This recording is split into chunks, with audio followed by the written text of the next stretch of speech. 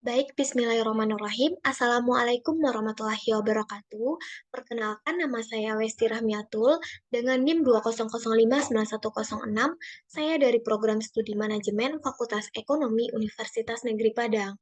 Nah, pada kesempatan kali ini, saya akan membahas mengenai tugas Project Based Learning mata kuliah Statistika Multivariat yang diampu oleh Bapak Ilham Taib, yang mana tugas kali ini adalah mengolah data menggunakan aplikasi SPSS menggunakan tiga metode, yaitu yang pertama menggunakan analisis faktor, yang kedua regresi linear berganda, dan yang ketiga adalah analisis kovarian. Nah, langsung saja kita bahas satu persatu. Yang pertama adalah analisis faktor. Analisis faktor merupakan suatu teknik untuk menganalisis tentang saling ketergantungan dari beberapa variabel secara simultan dengan tujuan untuk menyederhanakan dari bentuk hubungan antara beberapa variabel yang diteliti menjadi sejumlah faktor yang lebih sedikit daripada variabel yang diteliti tersebut. Nah, secara umum, analisis faktor ini terbagi menjadi dua, yaitu yang pertama analisis faktor eksploratori dan yang kedua adalah analisis faktor konfirmatori. Nah, dalam analisis faktor eksploratori tersebut akan dilakukan eksplorasi dari indikator-indikator atau variabel-variabel manifest yang ada, yang mana nantinya akan terbentuk faktor-faktor yang kemudian dilakukan interpretasi terhadapnya untuk menentukan variabel-variabel laten apa saja yang dapat diperoleh. Nah, terkait dengan eh, analisis faktor yang kedua, yaitu analisis faktor konfirmatori. Nah, analisis faktor konfirmatori ini kita secara a priori berlandaskan landasan teori dan konsep yang telah dimiliki. Kita sudah mengetahui berapa banyak faktor yang harus terbentuk, serta variabel-variabel laten apa saja yang termasuk ke dalam faktor-faktor tersebut. Nah, untuk selanjutnya, mungkin bisa langsung saja kita olah datanya menggunakan analisis faktor. Yaitu yang pertama kita menggunakan aplikasi SPSS. Baik, saya share screen terlebih dahulu. Hmm,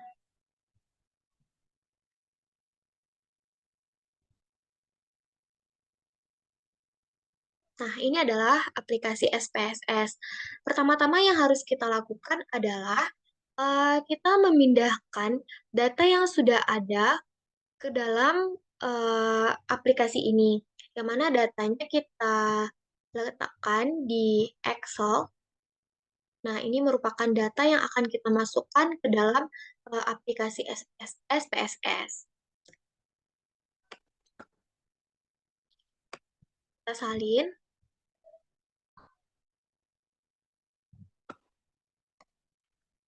Nah, selanjutnya kita tempel pada bagian data view.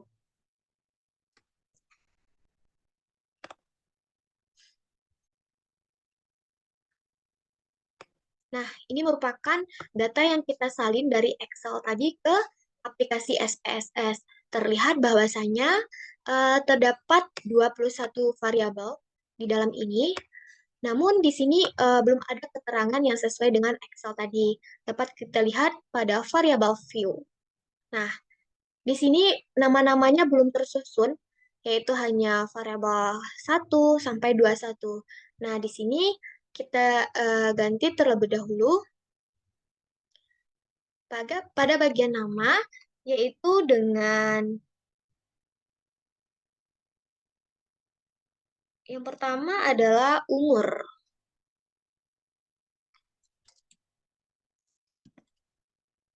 Yang kedua adalah gender. Yang ketiga adalah education. Yang keempat, bidang. Yang kelima, lama. 6, golongan. 7, HP.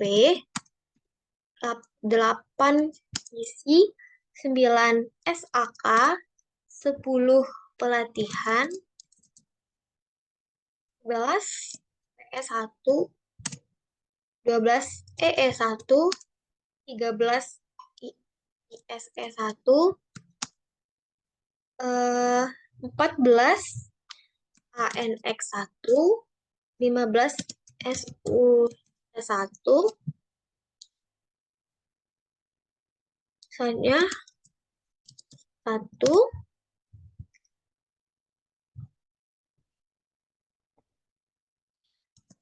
pengalaman SAK,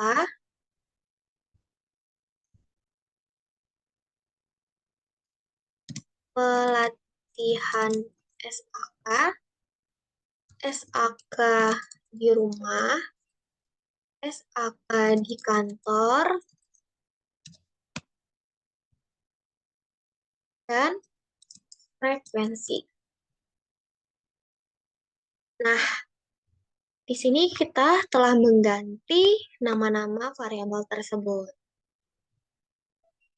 Di sini measure-nya masih unknown, dapat kita ganti menjadi nominal. Jadi kita ganti semuanya terlebih dahulu.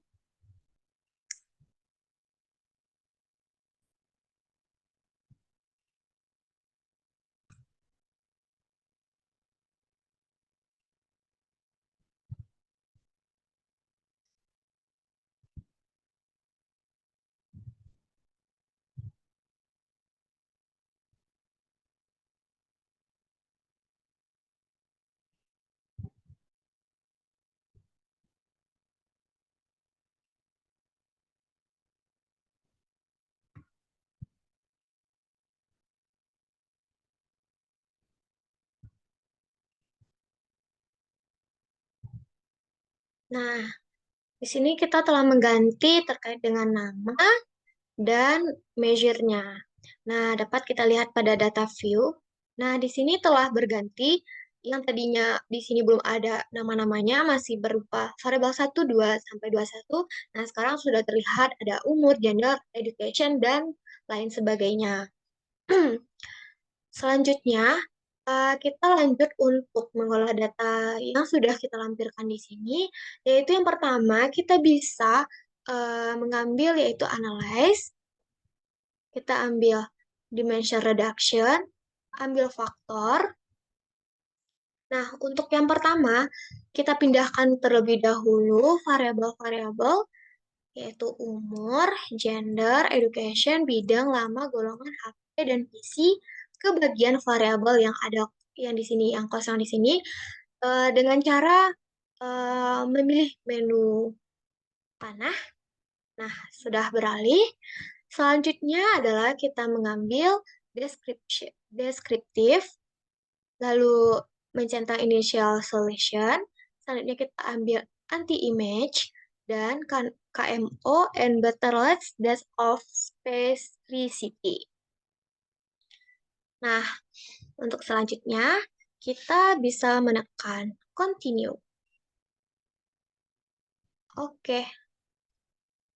Nah, ini merupakan output dari analisis yang kita lakukan. Nah, di sini dapat kita lihat ada KMO-nya, and Bartlett's test, ada anti-image, ada commonalities, ada total variance applied, ada komponen matrix. Nah, jadi di sini kita dapat melihat mana variabel-variabel yang valid dan mana variabel yang tidak valid untuk kita masukkan. Jadi, berdasarkan konsep dari analisis faktor, kita harus mendapatkan komponen matriks ini menjadi hanya satu komponen. Yang mana kita lihat di sini ada 3 komponen. Yang mana hal ini berarti ada variabel-variabel lain yang sekiranya tidak valid untuk membuktikan hasil data yang kita lakukan. Nah, caranya kita untuk menelusuri variabel mana yang sekiranya tidak valid untuk kita masukkan, yaitu dengan melihat di bagian anti-image. Yang mana konsepnya adalah jika misalnya uh, ada datanya yang di bawah 0,5, berarti data tersebut merupakan data yang tidak valid. Nah, untuk mengatasinya, kita mengeluarkan data tersebut dari analisis yang kita lakukan. Dapat kita lihat pada bagian data image ini, yaitu yang berada di 0,5 adalah ini ada bidang, ada golongan. Jadi dapat kita keluarkan satu persatu, yaitu yang pertama adalah golongan. Hmm, langsung saja kita keluarkan, yaitu dengan cara analyze lagi, ambil seperti tadi, dimension reduction, faktor, kita keluarkan yaitu golongan. Keluarkan, lanjut kita ambil oke. Nah, terlihat masih ada dua komponen, berarti ada komponen yang perlu kita keluarkan lagi. Kita lihat lagi di anti-image. Eh, nah, masih ada, yaitu data pada bidang. Langsung saja kita keluarkan juga pada bagian bidang. Analyze lagi, dimension reduction, faktor, kita keluarkan bidang. Oke. Nah, di sini ternyata masih terdapat dua komponen. Jadi balik lagi kita lihat pada anti-image, apakah masih ada data yang di bawah 0,5? Ternyata di sini tidak ada lagi data di bawah 0,5. Nah, untuk selanjutnya, kita dapat mengambil data yang di atas 0,5, tetapi datanya yang paling kecil, yaitu 0,554, yang mana ini adalah lama. Berarti dapat kita keluarkan, analyze lagi, dimension reduction, faktor, lama, kita keluarkan. Oke. Nah, mari kita lihat apakah sudah terdapat satu komponen yang kita hasilkan.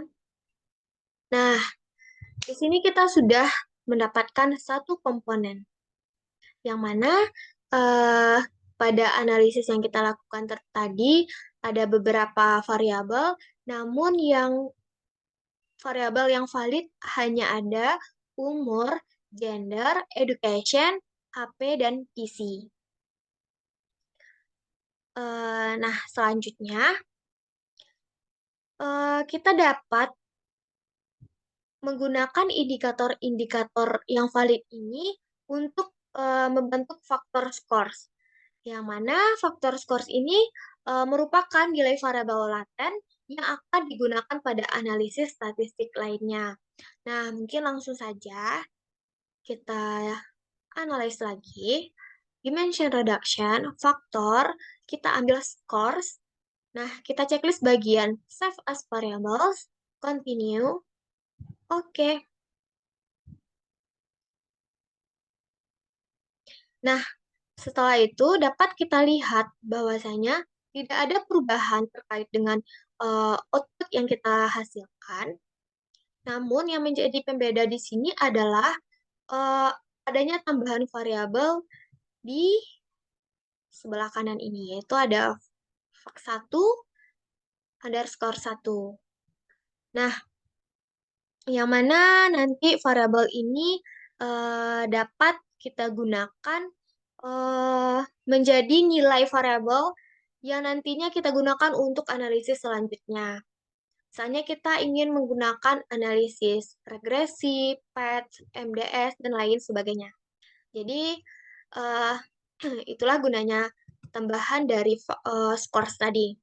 Nah, lanjut kita untuk mengolah data selanjutnya. Kita ambil lagi analyze, dimension reduction, faktor. Nah, kita keluarkan beberapa variabel yang tadinya sudah kita olah, kita keluarkan. Selanjutnya kita masukkan yaitu SAK dan pelatihan.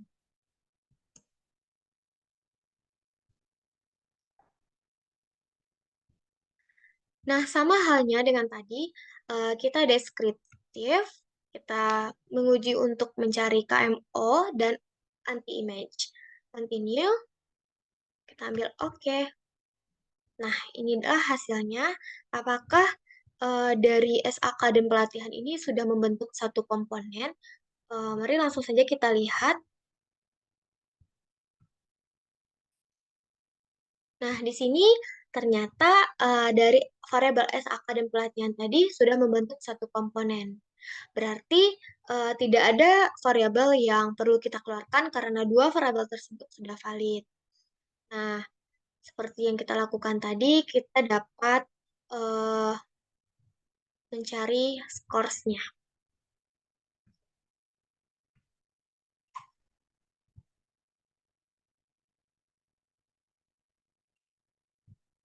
Nah, kita lihat apakah ada tambahan variabel. Nah, di sini sudah ada tambahan variabel dari scores yang kita lakukan tadi.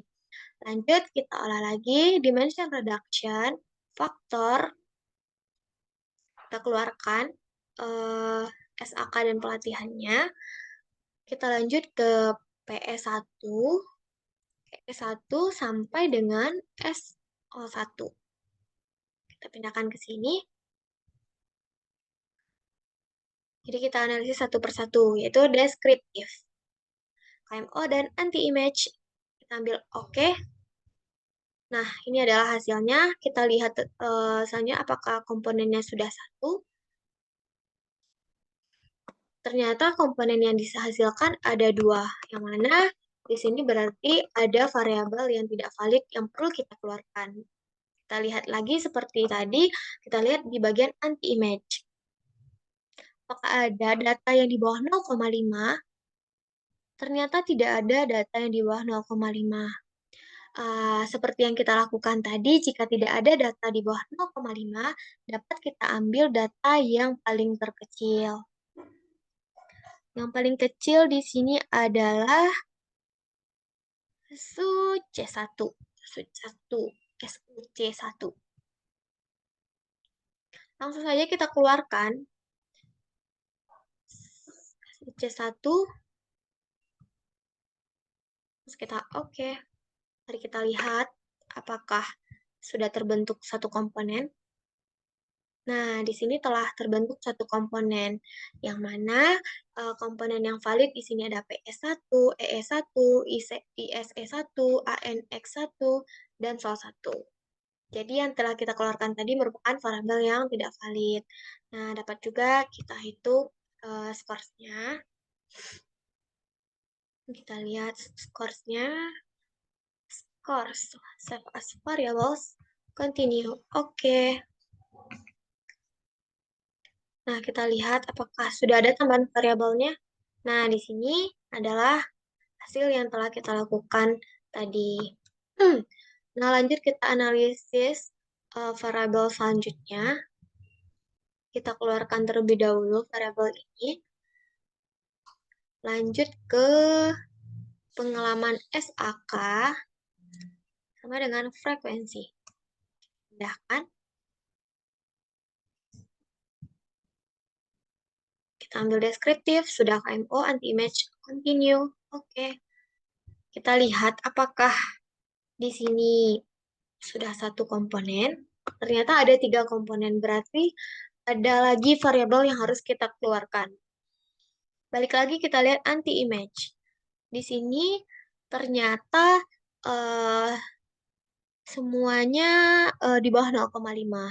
Tapi kita coba dulu untuk mengeluarkan satu persatu dari angka yang paling kecil. Di sini yang paling kecil adalah pelatihan SAK.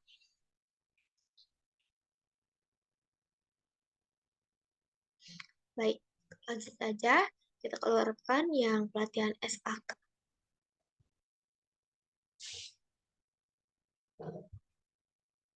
Langsung kita analisis. Apakah sudah ada satu komponen? Ternyata masih 2 komponen, berarti masih ada yang perlu kita keluarkan. Nah, lihat lagi di anti-image. Nah, di sini ada lagi beberapa yang di bawah 0,5. Yang paling terkecil adalah SAK di kantor.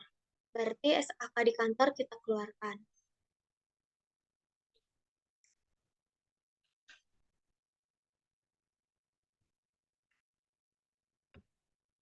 Nah, kita lihat apakah sudah satu komponennya.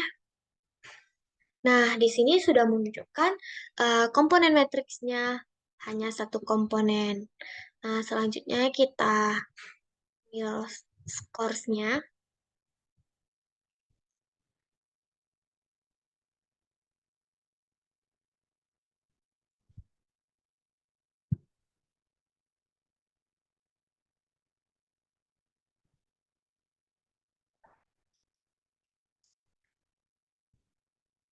Mari kita lihat apakah sudah terbentuk satu variabel lagi. Nah, ini sudah terbentuk. Jadi ada 4 variabel baru yang mana ini merupakan variabel variabel laten yang nantinya nilai-nilai ini menjadi nilai variabel masing-masing yang dapat digunakan eh, jika kita melanjutkan analisis ini. Misalnya kita ingin melanjutkan ke analisis regresi, MDS, PET, dan lain sebagainya. Jadi, data variabel yang 4 ini dapat kita gunakan. Dapat kita lihat di variabel view.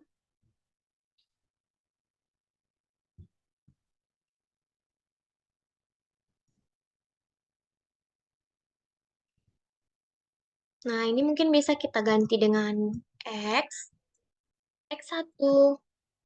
Ini bisa kita ganti dengan X2. Ini bisa kita ganti dengan Y. Ini dengan X3.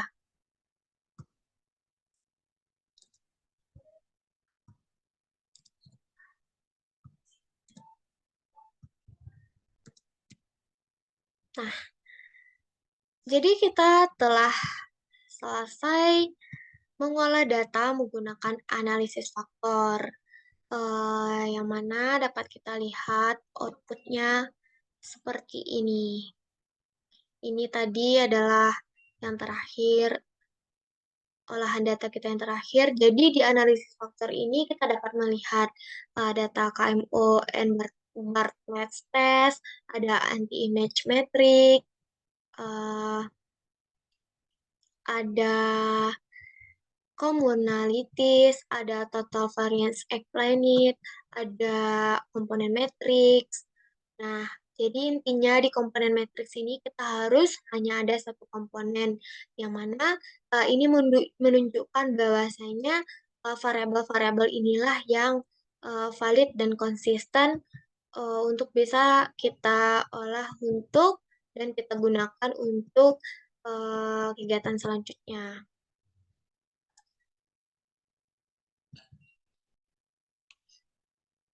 Nah, seperti yang telah saya jelaskan tadi, bahwasannya variabel-variabel yang hasil dari faktor skors yang terbentuk ini adalah merupakan nilai variabel yang dapat kita gunakan untuk analisis selanjutnya. Yang mana uh, untuk analisis faktor kita setelah selesai, kita dapat lanjut ke analisis regresi linear berganda. Nah, karena variabel ini dapat kita gunakan untuk analisis selanjutnya, jadi dapat kita gunakan untuk analisis regresi linear berganda. Nah, langsung saja, uh, sebelumnya, analisis regresi linear berganda ini merupakan model regresi yang melibatkan lebih dari satu variabel independen. Analisis regresi linear berganda dilakukan untuk mengetahui arah dan seberapa besar pengaruh variabel independen terhadap variabel dependen. Nah, dalam regresi linear berganda ini kita juga dapat melakukan pengujian asumsi klasik seperti multikolinearitas, autokorelasi, heteroskedastisitas, dan normalitas. Nah, langsung saja kita olah variabel ini ke analisis regresi linear berganda. Caranya adalah yang pertama, kita ambil analis seperti tadi. Nah, selanjutnya kita ambil uh, regression, ambil linear. Nah, di sini untuk variabel dependennya dapat kita letakkan Y. Kita pindahkan ke dependen. Untuk X1, X2, X3 dapat kita pindahkan ke dependen. Nah, selanjutnya untuk kita mendapatkan hasil uji asumsi klasik, kita dapat mengaktifkan beberapa menu di aplikasi ini, yaitu yang pertama dengan mengambil statistik dan mencentang collinearity diagnostik dan Durbin Watson, yang mana ini dapat menghasilkan data multikoliniaritas. Selain itu, selain multikoliniaritas, kita juga dapat melihat hasil dari autokorelasi.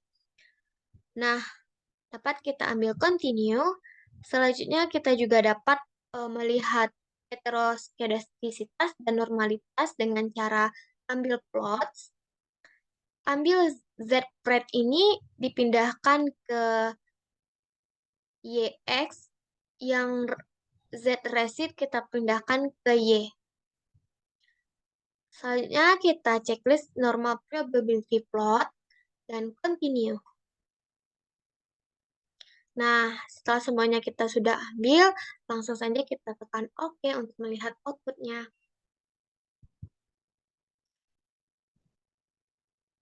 Nah, ini merupakan hasil dari olahan data kita menggunakan regresi linear berganda. Di sini ada variabel enteret, ada modal summary, ada ANOVA, koefisien, ada collinearity diagnostik, ada residual statistik, ada chartnya juga. Nah, ini scatter plot. Nah, dari output yang telah kita hasilkan ini, kita dapat menganalisis yang pertama, yaitu menganalisis multikoliniaritas, yang mana untuk mengetahui hal tersebut, kita dapat melihat pada tabel koefisien. Nah, ini. Nah, di sini kita dapat melihat toleransi dan VIF yang dihasilkan. Di sini ada toleransi untuk X1 ada 0,923, X2 0,890, X3 0,962, dan VIF-nya ada 1,083, untuk X2 ada mohon maaf, untuk statistik VIF-nya yang X1 1,083, X2 1,124, yang ketiga X3 yaitu 1,040.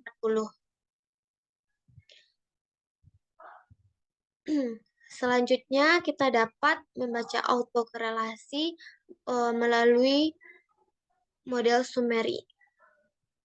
Tabel summary di bagian nih, ada di bagian Durbin Watson, yang mana pada teori regresi linear berganda, jika misalnya di antara 0 sampai 0,982 itu merupakan autokorelasi positif.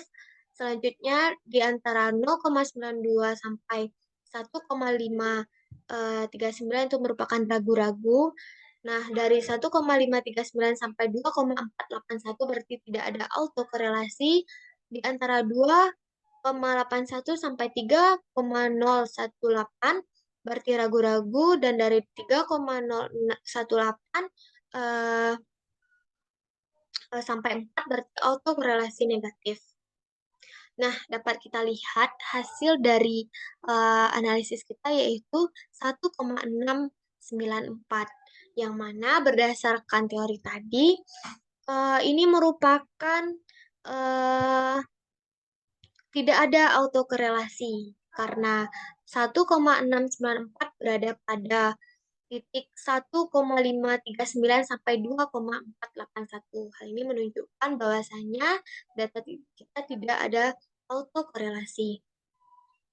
Nah, selanjutnya kita analisis heteroskedastisitas. Mana kita dapat melihat dari scatter plot ini. Nah, berdasarkan teori bahwasanya jika sebaran titik tidak membentuk suatu pola atau alur tertentu, maka dapat disimpulkan bahwa tidak terjadi heteroskedastisitas atau tidak terjadi homoskedastisitas. Namun, hal ini dalam membaca analisis ini bersifat subjektif karena bisa saja sebagian orang memandang suatu suatu hasil tersebut berpola dan orang lainnya berpandangan bahwa itu ada pola.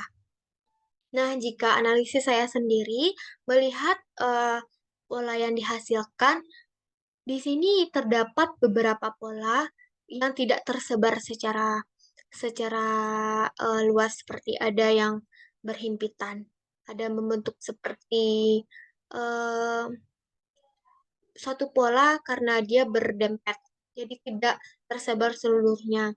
Dan jadi saya menyimpulkan bahwasanya eh, terlihat bahwa sebaran titik-titiknya ada yang tidak tersebar, jadi berdempet.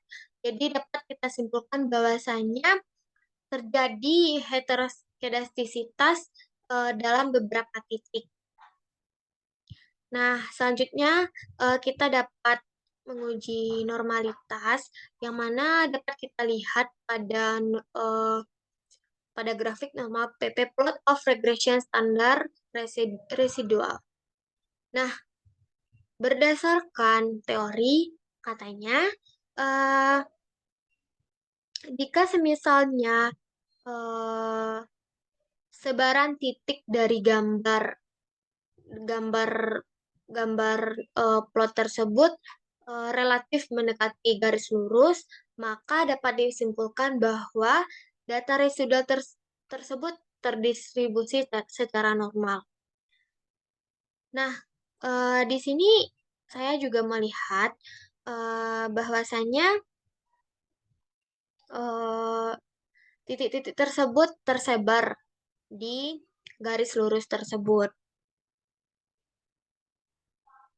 Namun sebenarnya tidak ada batasan yang jelas mengenai dekat atau jauhnya sebaran titik tersebut sehingga sangat dimungkinkan terjadi kesalahan penarikan kesimpulan.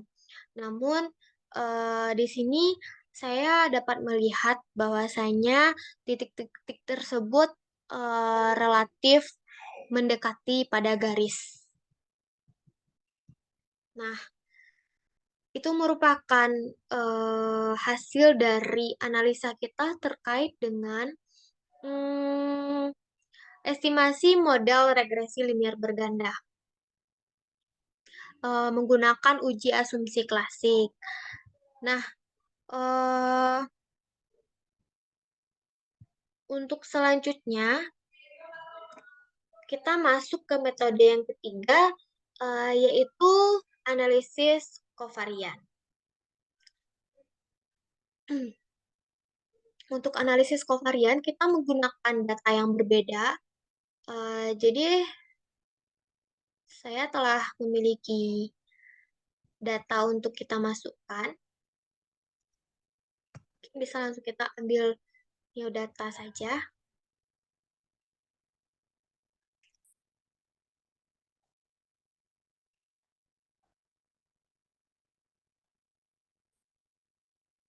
Mungkin ini dapat kita save terlebih dahulu untuk hasil dari analisis faktor dan regresi linear berganda tadi.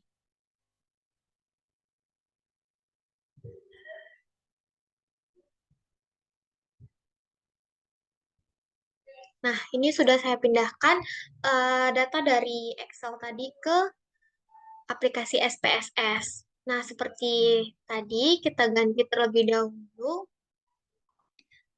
data ini, yaitu yang pertama di variabel satunya dengan nama nilai mahasiswa untuk mata kuliah A.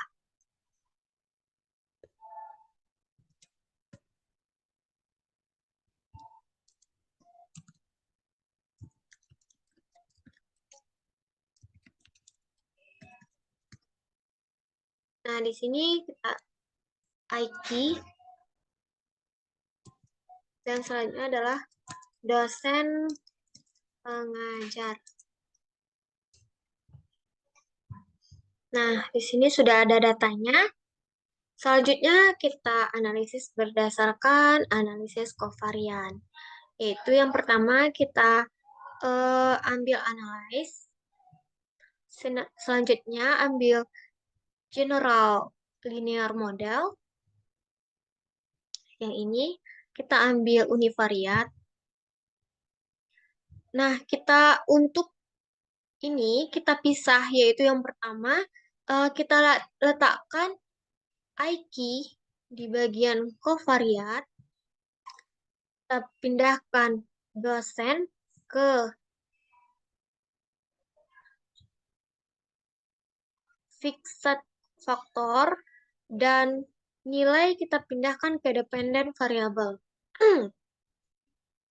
Nah, dapat kita langsung saja kita tekan OK untuk melihat outputnya.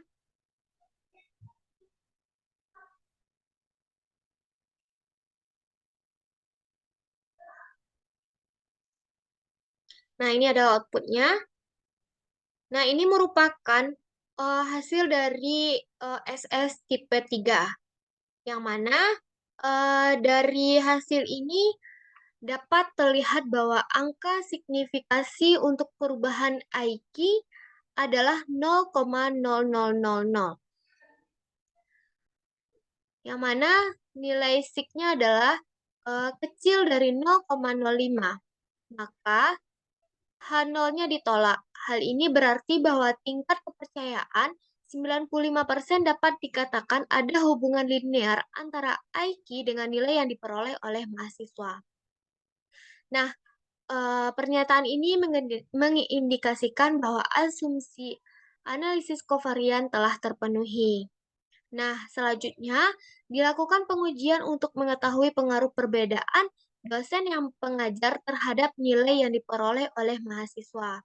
Nah, pengujian ini dilakukan dengan menghilangkan pengaruh IQ dari model. Nah, dari hasil dapat kita lihat bahwa angka signifikasi untuk perubahan dosen yang mengajar adalah 0,024. Nah, karena nilainya juga termasuk jauh dari 0,05, maka H0-nya ditolak. Sehingga dapat disimpulkan bahwa tanpa pengaruh IQ pada tingkat kepercayaan 95%, ada pengaruh perbedaan dosen pengajar terhadap nilai yang diperoleh oleh mahasiswa. Nah, untuk mengetahui pengaruh IQ mahasiswa dan perbedaan dosen pengajar terhadap nilai yang diperoleh mahasiswa, secara simultan dapat dilihat dari angka signifikasi pada bagian correction model.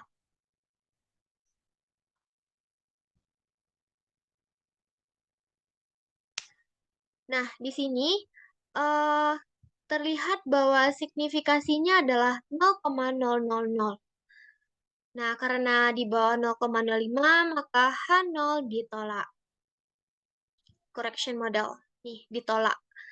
Jadi, sehingga pada tingkat kepercayaan 95%, dapat disimpulkan bahwa secara simultan IQ mahasiswa dan dosen pengajar berpengaruh terhadap nilai yang diperoleh oleh mahasiswa. Nah, ini merupakan hasil dari tipe 3. Kita dapat melihat hasil menggunakan tipe 1 dengan cara ambil analyze.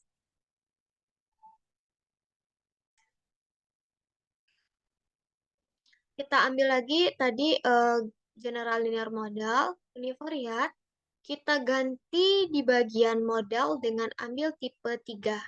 Tipe 1, mohon maaf. Continue. Oke. Nah, ini merupakan hasil dari tipe 1.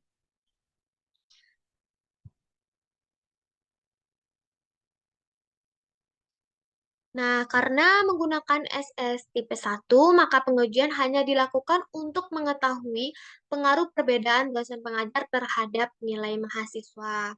Nah, pengujian ini dilakukan dengan menghilangkan pengaruh IQ dari model. Nah, dari hasil pengolahan yang terlihat ini bahwa angka signifikasi dosen pengajar yaitu 0,24. Yang mana ini jauh dari 0,05 sehingga ditolak. Nah, dapat disimpulkan bahwa tanpa pengaruh IQ pada tingkat kepercayaan 95% ada pengaruh perbedaan dosen pengajar dengan nilai yang diperoleh oleh mahasiswa. Nah, selanjutnya untuk mengetahui pengaruh IQ mahasiswa, dan perbedaan dosen pengajar terhadap nilai yang diperoleh, mahasiswa secara simultan, dapat dilihat dari correction model tadi, yaitu 0,0000, maka ini jauh dari 0,05 sehingga juga ditolak. Nah, dapat disimpulkan pada tingkat kepercayaan 95%, secara simultan IQ mahasiswa dan dosen pengajar berpengaruh terhadap nilai yang diperoleh oleh mahasiswa. Nah, mungkin itu penjelasan kita terkait dengan analisis kovarian. Jadi, eee, mungkin, itulah pembahasan kita pada kali ini. Kita telah menyelesaikan terkait dengan analisis faktor, regresi linear berganda, dan analisis kovarian. Nah, mungkin sekian pembahasan dari saya. Mohon maaf atas kesalahan dan kekurangannya. Saya akhiri dengan wassalamualaikum warahmatullahi wabarakatuh.